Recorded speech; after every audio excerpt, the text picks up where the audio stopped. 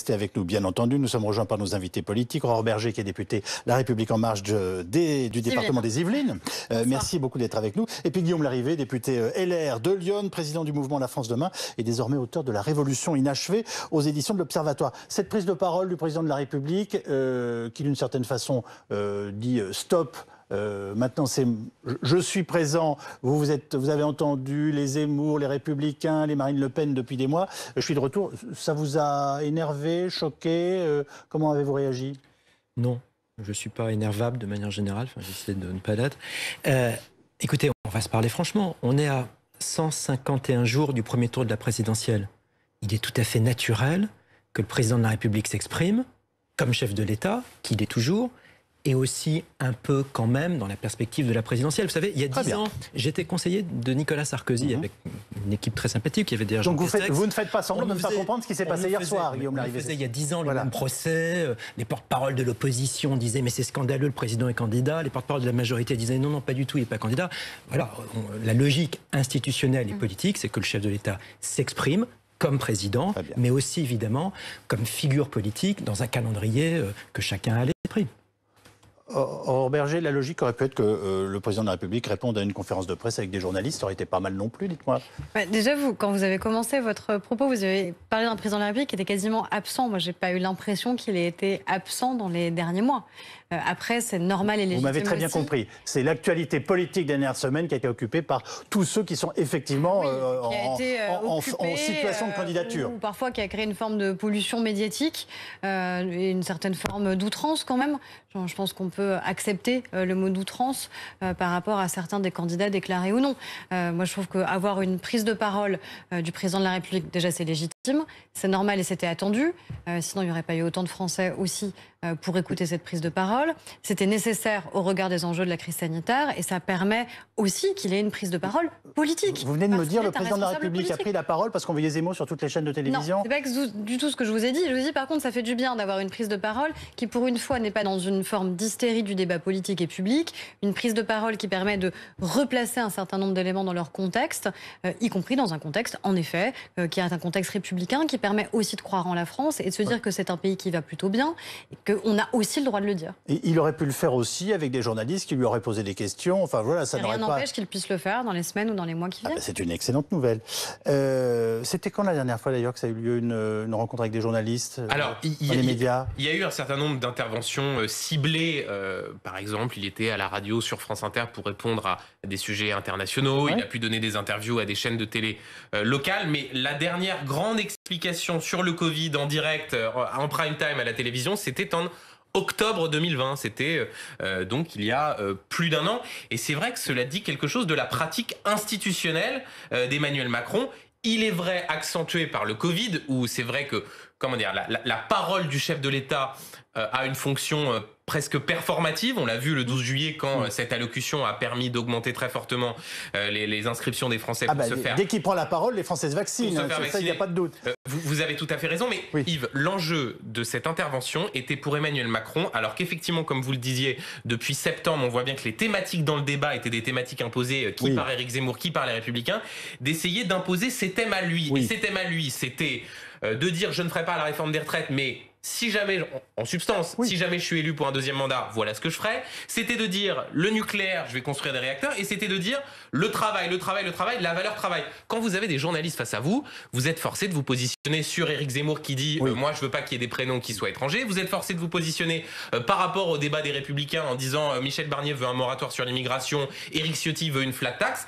L'avantage de l'allocution, c'est que ça vous permet d'essayer de dérouler et d'imposer vos thématiques sans avoir une contradiction qui vient de l'extérieur. Un dernier mot sur, je dirais, l'aspect formel de tout cela. Institutionnel, en effet. C'est qu'en fait, pour moi, c'était le bon moment, la bonne forme pour un président en exercice. C'est-à-dire qu'il joue sa carte, c'est-à-dire le fait d'être encore le président des Français. Et donc, c'est 88, c'est 95. On retrouve en fait cette posture où le président joue la paternalisation et en fait aussi le calme dans les débats houleux que se mènent et dans la bataille qui se joue entre tous les candidats déjà déclarés. C'est une manière. C'était plutôt Édouard Balladur, si je puis me permettre. C'était pas forcément Édouard Balladur qui avait cette posture de. C'était pas François Mitterrand en 95 qui faisait les élections à la Nation. J'ai dit François Mitterrand en 88 et 95 ensuite pour Jacques Chirac, où justement il y avait. Alors il n'était pas président en titre, mais il y avait cette même posture d'essayer de rassembler. Et je parlais aussi des deux candidatures de Jacques Chirac avec celle de 2002. On a eu ça avec Nicolas Sarkozy en 2012. C'est-à-dire qu'à chaque fois qu'un président est à nouveau candidat, il se doit de rester un petit peu hors de ces batailles que se jouent les candidats déjà déclarés. Alors sur le fond à présent, puisque finalement vous êtes d'accord sur l'expression formelle que ça a pris, l'organisation qui a eu lieu hier soir. D'abord la valeur travail qui était très présente, la modernisation industrielle, la nécessité de travailler plus, la réforme des retraites, même si elle est repoussée, cette ode au travail, la droite ne peut pas la renier, Guillaume Larrivé. Le vrai sujet, c'est l'écart qui existe toujours, mais qui existe au cas particulier, entre un objectif et une capacité à le mettre en œuvre. Sur la réforme des retraites, quand j'écoute le président hier, j'ai presque l'impression, de lire la propre interview que j'ai donnée dans les Échos il y a 2 ans et que d'autres avaient donnée. Il faut allonger la durée de travail, il faut repousser l'âge légal de départ à la retraite, il faut fixer un minimum de 1 000 euros, etc. etc. Ok. Bon. Ce que je constate néanmoins, c'est que ça n'a pas pu être fait jusqu'alors. Ce que je constate, c'est que vous venez de vous comparer au président de la République. Mais je vous laisse mesurer. Voilà ce qui vient de se passer. Non, attendez, on n'est pas non plus dans une monarchie, en l'occurrence. On est bien d'accord. Proposition de fond. Oui. D'autres, au sein des Républicains ailleurs, ont pu tenir ces positions. Ce que je veux dire, c'est qu'il y a un écart entre ce qu'a annoncé hier le président, ce qu'il avait annoncé en 2017, il n'était pas du tout sur cette position, et surtout ce qu'il n'a pas réalisé en 2017, 2018, 2019. Pourquoi je vous dis ça? Pas du tout pour critiquer, c'est pas ça le sujet, mais pour vous faire comprendre à tous, et je sais que vous le savez, Yves Calvi, que le vrai sujet, c'est pas l'annonce, c'est la mise en œuvre. Et donc, le sujet clé pour les semaines et les mois à venir, c'est la capacité qu'aura le président de la République, l'actuel ou un autre président, à avoir une vraie majorité, non seulement à l'Assemblée, Aurore Berger, mais une majorité dans l'opinion publique. Le vrai sujet, par exemple, sur les retraites... Vous lui reprochez d'être inactif? Non, ce que je dis, c'est que... Ça fait longtemps que l'économie française s'est pas portée aussi bien. Sur la réforme des retraites, sur la sauvegarde du système des retraites par répartition, le vrai sujet, ça sera la capacité à la mettre en œuvre, à la faire adopter, à éviter un bras de fer avec la rue. C'est pour ça que je plaide, notamment dans le livre que vous avez cité tout à l'heure, pour que sur ce sujet des retraites, un jour, on en passe par un référendum. C'est un grand contrat entre les générations, c'est un grand contrat social et économique, le système des retraites. Ça nécessitera, de mon point de vue, qu'un jour, on consulte par référendum les Français, peut-être l'été prochain, peut-être en septembre, pour que cette grande réforme soit bâtie sur une large part de l'opinion publique pour que ça rassemble les Français. Aurore Berger, optimisme, réforme, Europe, le mot travail a été prononcé 20 fois. Je reviens sur les mots-clés d'intervention présidentielle. Je cite toujours, outre les chômeurs qui doivent travailler, il faudra travailler plus longtemps, même si la réforme des retraites est reportée. C'est le travail qui paye et qui sauvera nos finances. Il nous a parlé boulot, en fait, hier soir. Oui, mais c'est plutôt rassurant. Il veut nous remettre au travail? C'est-à-dire qu'on a une situation inverse à celle qu'on connaissait il y a quelques années, au moment d'ailleurs où nous sommes arrivés en responsabilité. On avait un taux de chômage qui était particulièrement élevé, une inquiétude très forte sur le taux de chômage des jeunes. Qu'est-ce qui se passe aujourd'hui? On a un taux de chômage qui est quand même le plus bas depuis 13 ans, et plutôt des tensions sur la capacité à recruter, donc la nécessité, en effet, d'aller sur les enjeux de formation professionnelle, de requalification, les chômeurs de longue durée, l'insertion professionnelle des jeunes. Ce qu'on fait. Et les preuves, elles sont là. C'est 3 millions de jeunes qui ont été accompagnés sur à la fois de l'apprentissage, un record absolu du nombre d'apprentis dans notre pays. C'est une bonne nouvelle. On a le droit de se dire que ça va bien, et on a le droit parfois d'être heureux quand notre pays va bien. La recréation des emplois industriels, pareil. La mise en œuvre de l'assurance chômage. Moi, ce qui m'a frappé dans les commentaires par rapport à l'allocution du président de la République, c'est que j'avais l'impression que certains, y compris journalistes politiques, découvraient la réforme de l'assurance chômage. Or, la réforme de l'assurance, en disant c'est une annonce. C'était pas une annonce. Il l'a pas présentée comme telle. La réforme de l'assurance chômage, c'est une réforme que nous voulions mettre en œuvre depuis des mois. Le Conseil d'État avait dit vous ne pouvez pas la faire parce qu'en opportunité, on considère, et on pourrait d'ailleurs en discuter sur le rôle du Conseil d'État, parce que ce n'est pas le bon moment. Maintenant, on le fait. Et maintenant, on a enfin la capacité de le faire. Et c'est vrai que c'est d'autant plus justifié quand vous avez un taux de chômage historiquement bas de le faire. Donc ces réformes, formation professionnelle, insertion professionnelle des jeunes, revalorisation du travail sur les heures sub défiscalisées, sur la prime d'activité et assurance chômage, c'est mis en œuvre. Alors, Benjamin Duhamel. le credo du chef de l'État, il est effectivement clair. C'est le travail, parce qu'il sait que l'opinion sur les sujets liés à la valeur travail et sur la crainte de l'assistanat est pour le coup tout à fait du côté du chef de l'État. Donc ça, c'était le message politique envoyé à la droite, encore une fois, au lendemain d'un débat des candidats au Congrès des Républicains.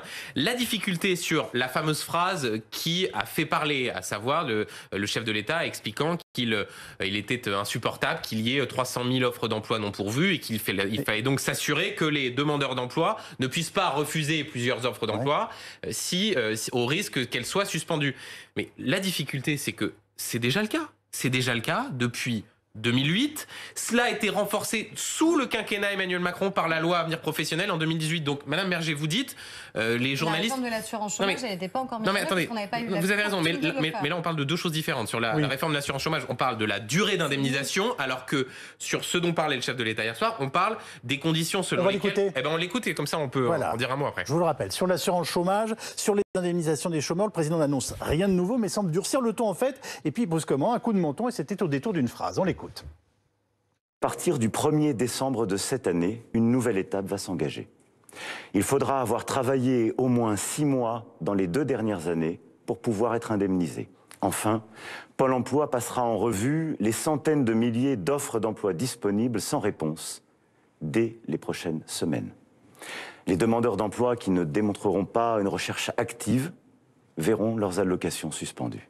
Magali Chalet, vous êtes avec nous. On va regarder ce que prévoit la loi pour les demandeurs d'emploi qui ne seraient pas très assidus. Eh bien, en cas de manquement à vos obligations, vous pouvez être radié temporairement ou définitivement de la liste des demandeurs d'emploi et le versement de l'allocation d'aide au retour à l'emploi peut alors être supprimé. Et si vous refusez à 2 reprises une offre raisonnable d'emploi, une radiation d'1 mois peut alors être appliquée la première fois. Et si la situation se répète, la sanction sera alourdie progressivement. Qu'est-ce qui change vraiment pour le coup alors, Magali? Eh bien, la nouveauté consiste seulement à intensifier les contrôles. Elisabeth Borne a affirmé que 400 000 contrôles ont été réalisés par Pôle emploi en 2019 et 250 000 contrôles supplémentaires devraient être réalisés dans les 6 prochains mois, en particulier dans les secteurs en tension. C'est une augmentation de 25%. Selon Pôle emploi, 14% des demandeurs d'emploi contrôlés ont été radiés. Bon, pourquoi je vois... Mais non, mais ce que dit Magali est très éclairant. C'est-à-dire que certes, Elisabeth Borne dit qu'il y aura 25% de contrôle supplémentaire, mais on voit bien que sur les messages envoyés à la droite, on a d'un côté ce message sur les allocations chômage, mais en réalité, il s'agit de dispositifs qui existent déjà. Oui. Et sur la réforme des retraites, il s'agit de dire voilà ce que je ferai éventuellement si je suis réélu, mais en l'état, j'ai quand même eu 5 ans pour faire une réforme. Bien sûr, il y a eu la crise sanitaire, mais elle n'a pas pu être faite. Donc Emmanuel Macron mise davantage sur ce qu'il sera susceptible de faire que sur ce qu'il a fait précédemment pour essayer de convaincre ses électeurs de droite. Et on est arrivé sur l'assurance chômage, sur tout ce qui vient d'être dit, il faut y aller à fond. Voilà, c'est la réalité du terrain. Je suis député de Lyon, je vois des PME tous les vendredis, tous les samedis. Tout le monde vous dit dans tous les secteurs qu'on n'arrive pas à trouver de main-d'œuvre. Donc bien sûr qu'il faut mettre en œuvre l'assurance chômage. Bien sûr que le Conseil d'État a eu tort, je l'explique dans mon bouquin, a complètement tort au mois de juillet de censurer la première réforme de l'assurance chômage. C'était pas son job, c'était pas sa mission. Bref, donc il faut mettre en œuvre cette réforme de l'assurance chômage. Et puis il faut manager, il faut gérer Pôle emploi. S'intéresser aussi à la gestion par les conseils départementaux du RSA pour mieux inciter un certain nombre de demandeurs d'emploi à reprendre des jobs. Voilà, il n'y a aucune difficulté là-dessus, il faut y aller à fond. Et Jean Castex, Premier ministre, assume ce renforcement des contrôles pour les demandeurs d'emploi. Il l'a dit cet après-midi au Sénat. Non, nous ne stigmatisons personne. On ne peut pas nous avoir reproché d'avoir suspendu la réforme d'assurance chômage, alors même que le chômage montait, et de veiller à son entrée en vigueur. Ce sera pour tous ces paramètres le 1er décembre prochain, alors que pour ces personnes, nous avons des emplois à proposer. Ce n'est pas stigmatiser que de dire ça, c'est au contraire leur proposer, parce que nous croyons à la valeur travail, leur proposer de s'élever par le travail, d'avoir un meilleur salaire et une meilleure place dans la société. Alors oui, il faut faire entrer en vigueur l'assurance chômage. Oui, il faut que Pôle emploi multiplie les actions en direction des entreprises et des demandeurs d'emploi, y compris, nous l'assumons, les contrôles, pour faire en sorte que le travail, encore le travail et l'activité progressent dans notre société. Anne-Charlène Bézina. Là où moi je trouve intéressant la posture du président de la République et où je rejoins l'analyse de Benjamin, c'est qu'il y a une claire droitisation de son discours, en tout cas au moins une main tendue vers ce côté du travail et de la valeur justice sécurité qui est arrivé après, sur le fait que par exemple sur la durée de travail on passe de 4 mois à 6 mois, sauf qu'on était déjà à 6 mois et qu'on est passé à 4 mois pour la période de la crise d'état sanitaire, et qu'on devait repasser à 6 mois de toute façon si les conditions sanitaires allaient mieux. Donc on n'est pas vraiment dans une nouvelle annonce. Alors si c'est une nouvelle annonce puisque c'est le rétablissement du droit antérieur, et c'est la manière de l'incarner qui est ici intéressante, c'est-à-dire qu'en fait on revient à un état qui finalement a déjà existé dans le droit, donc c'est pas quelque chose de totalement nouveau, mais la manière de dire au moins je durcis le ton, c'est une manière de montrer qu'il est présent sur les thématiques qui sont celles du moment. C'était nécessaire ou tout simplement il est en train de répondre à un pays qu'on voit ou qu'on pressent comme étant à ce point à droite en ce moment? Mais je suis quand même très étonnée qu'on parle du travail, forcément, ce soit une valeur de droite. Je pense que vous avez beaucoup de personnes qui peuvent voter à gauche, mais qui se reconnaissent quand même, et heureusement, pleinement dans la valeur travail. Vous avez raison. Je considère qu'on trouve aussi une place et une dignité dans la société par le travail, par l'insertion professionnelle. Les personnes qui sont les parents, tout simplement, qu'est-ce qu'ils veulent? Ils veulent que leurs enfants puissent trouver un boulot à la fin du mois et soient accompagnés pour en trouver un. Est-ce que forcément, c'est des gens qui vont voter à droite? C'est pas vrai. Je pense qu'on a eu peut-être une gauche qui, pendant des années, a abandonné. C'était tout l'enjeu d'ailleurs de la campagne de Nicolas Sarkozy en 2007. Si vous nous expliquez que la gauche a abandonné ses valeurs, vous êtes en train de nous montrer qu'en effet, hier soir, le président de la République parlait bien à un public bien précis. Non, mais il parle à l'ensemble des Français, parce que je pense que l'ensemble des Français, personne n'a envie de vivre de l'assistanat. Enfin, c'est quand même un fantasme absolu de penser qu'il y a des millions de Français qui n'ont qu'une intention, c'est de vivre pas des fruits, mais de revenus de l'assistance. C'est pas vrai. On a envie de trouver une place dans la société. Et on a en plus des chefs d'entreprise qui, en ce moment, recrutent. Donc, dire à un moment, on a un contrat social. Ce contrat social, c'est qu'on a une protection sociale qui est extrêmement puissante, qui permet d'amortir les chocs, y compris pendant la crise. Mais qu'en parallèle de ça, eh bien oui, on peut avoir des contrôles renforcés pour celles et ceux qui enfreignent finalement ce pacte social. Désolé, j'ai pas l'impression que ce soit de gauche ou de droite, j'ai l'impression que c'est quelque chose de nécessaire à faire dans notre pays, surtout encore une fois, quand on a un taux de chômage qui est aussi faible. Benjamin Duhamel. Si la question est de dire que le travail comme valeur émancipatrice peut être aussi bien de gauche comme de droite, ça c'est la vérité. Par contre, on ne peut pas non plus ne pas savoir que depuis 10 ans, depuis Nicolas Sarkozy, depuis François Hollande, la question de savoir si en réalité il y aurait un certain nombre de chômeurs qui, parce qu'ils n'y seraient pas suffisamment incités, ne voudraient pas reprendre un emploi, n'est pas un argument que l'on entend du côté de la droite, là où de l'autre côté, une partie de la gauche, et d'ailleurs vous en avez écouté Jean Castex tout à l'heure, il était interrogé par le président de groupe écologiste au Sénat qui considérait que de dire cela, c'était de la stigmatisation. Donc sur ce sujet-là, il y a bien sûr une opposition. Ça, c'est le premier point. Et puis le second, il ne faut pas être naïf. Emmanuel Macron sait très bien qu'en ce moment, le risque politique pour lui, avec la poussée d'Éric Zemmour, avec malgré tout Marine Le Pen qui se maintient... On ne peut pas beaucoup s'exprimer sur la question du travail. Non mais vous avez parfaitement raison. Absolument.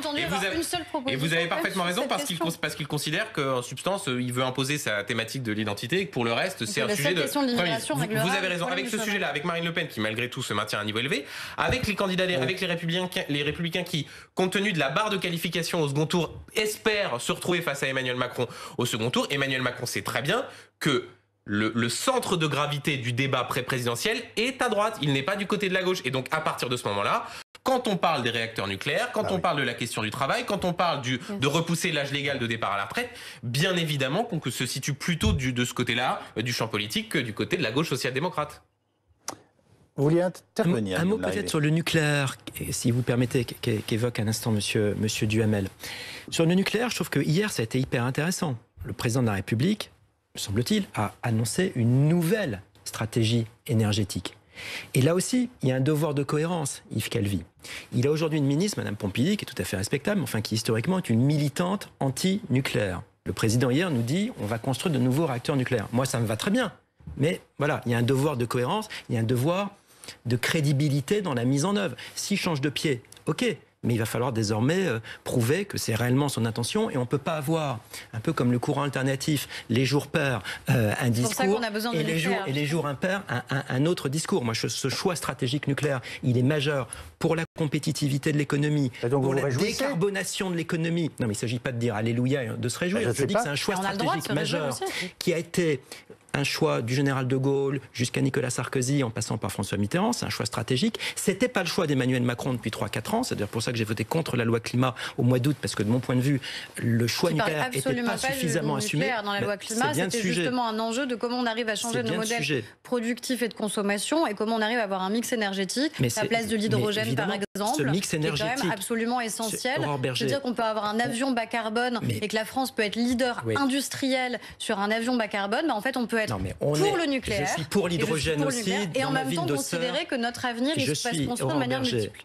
Je ne suis pas en train de vous dire de manière stupide qu'il faut que mettre des centrales nucléaires partout et rien que ça. Je suis aussi pour l'hydrogène. Il y a eu un peu une course à l'échalote dans les candidats LR pour savoir si on fallait 6, 8, 10 ou 12. La plus grande centrale de production et de distribution d'hydrogène décarboné dans une ville, dans les régions, dans ma propre ville à Auxerre, on vient de monter ça. Non, je dis que sur le nucléaire, voilà, je vais le dire de manière différente, la majorité est mal rangée. Voilà. Quand je vous vois dans l'hémicycle, à côté parfois d'ex-militants écologistes, gauchistes, dans la même majorité, dans le même groupe, je me dis que le truc n'est pas très bien rangé et que voilà, les élections présidentielles et législatives, ces 4 tours, permettront peut-être de remettre un petit peu ça d'aplomb. Parce qu'il faut une adéquation des discours et des actes et ensuite de la capacité à les mettre en œuvre. Alors, c'est vrai pour le nucléaire, c'est vrai aussi pour les retraites. Voilà, il faut un peu de cohérence. Les écologistes ont crié à la trahison hier soir, notamment Yannick Jadot. Emmanuel Macron est décidément l'homme des lobbies. Quoi qu'il en coûte pour le climat, il s'allie avec la Pologne du charbon. Quoi qu'il en coûte pour les Françaises et les Français, il est l'agent du nucléaire, une électricité 2 fois plus chère que celle des énergies renouvelables. Qu'est-ce que vous lui répondez à Yannick Jadot? Moi, ça me rassure de ne pas être en accord avec Yannick Jadot. Bon. Donc, moi, je trouve ça plutôt rassurant. Plutôt bon signe, honnêtement, qu'il ait plutôt désapprouvé le discours du chef de l'État. Et puis surtout, on a un discours qui est un discours idéologique de la part d'Europe Écologie Les Verts, qui refuse par principe le nucléaire, mais qui ne sait pas expliquer comment on va faire dans les années qui viennent, où on sait qu'on aura besoin de plus d'électricité pour pourvoir à ces besoins supplémentaires d'électricité, sans le nucléaire. Est-ce qu'on peut dire simplement, et sans que ça soit un objet de polémique, le président s'est bel et bien converti au nucléaire. Il nous l'a confirmé hier soir et preuve à l'appui avec une relance effective de nouveaux centrales. Je sais pas si nouvelles c'est centrales, converti, parce que moi j'ai pas l'impression qu'il avait abandonné les investissements qui étaient nécessaires depuis les dernières années. Mais on a en plus eu un rapport sur les mots. Non, mais c'est la vérité. On a l'impression que tout d'un coup vous avez le sentiment qu'il aurait découvert le sujet nucléaire hier. J'ai pas l'impression, et il a à de maintes reprises dans les différents discours qui sont les siens, dit très clairement les choses sur le nucléaire. Et ces ministres n'ont pas dit autre chose que ce que dit le président de la République, quels qu'aient pu être leurs engagements par le passé. Après, oui, il y a un enjeu qui est un enjeu de mix énergétique, parce que, et le rapport de RTE est très clair là-dessus, oui, on a besoin du nucléaire et c'est une force pour notre pays, y compris d'export d'ailleurs, mais on a besoin aussi de développer d'autres types d'énergie. Donc on ne peut pas avoir des ayatollahs d'un côté comme de l'autre, comme si l'un ou l'autre devait être excluant. Anne-Charlène Bézina. On est quand même sur quelque chose qui est le choix des dates. C'est-à-dire que quand bien même ces idées ne sont pas nouvelles, ou quand bien même des anciennes actions sont annoncées à la place des nouvelles, c'est pas la question. Je crois que le fait de choisir ce moment et ce discours-là pour parler de son bilan, déjà, pour parler des ambitions qui sont les siennes pour la suite, c'est nécessairement s'engager dans une candidature vers un nouveau quinquennat. On est dans quelque chose de nouveau. Quand bien même ces idées ont déjà été défendues, la manière de les incarner, la manière dont hier on a entendu parler Emmanuel Macron et sa situation dans les thèmes du moment prouve bien qu'on est dans quelque chose qui ne relève pas d'un discours simple du chef de l'État. À mon avis, on est vraiment dans un bilan et du coup dans le fait d'assumer quelque chose de nouveau et donc un nouveau cap. Qu'est-ce que vous retenez de ce qui s'est passé hier soir? On peut dire simplement, le président est maintenant rentré en pré-campagne, il nous dit qu'il est là, enfin voilà. Mais moi, je souhaite qu'il soit candidat. Mais c'est lui qui définira et qui décidera de la manière avec laquelle il l'annonce, s'il l'annonce. C'est tout. Parce qu'il est le président de la République en exercice. Et parce qu'un président de la République en exercice, il est d'abord là pour être au service des Français jusqu'au bout et jusqu'au dernier moment, quelles que soient les circonstances, quelles que soient les tempêtes qui peuvent exister, de crise sanitaire, de risques terroristes. On a quand même encore des menaces qui sont très puissantes. Donc il doit rester le chef de l'État. S'il décide d'être candidat, évidemment je le souhaite, alors c'est lui qui en définira le moment. Une dernière réaction de l'opposition, si je peux dire. Ce qui est certain, c'est qu'on a besoin de pluralisme. On a besoin d'avoir une parole présidentielle. On a besoin d'avoir des républicains de retour qui font des propositions, qui disent des choses, parce qu'on ne va pas seulement regarder à la télé des déclarations provocatrices de M. Zemmour. Voilà. Vive le pluralisme aussi des gens raisonnables qui ont envie de servir la France et les Français. Merci d'avoir participé à cet éclairage d'actualité les uns les autres.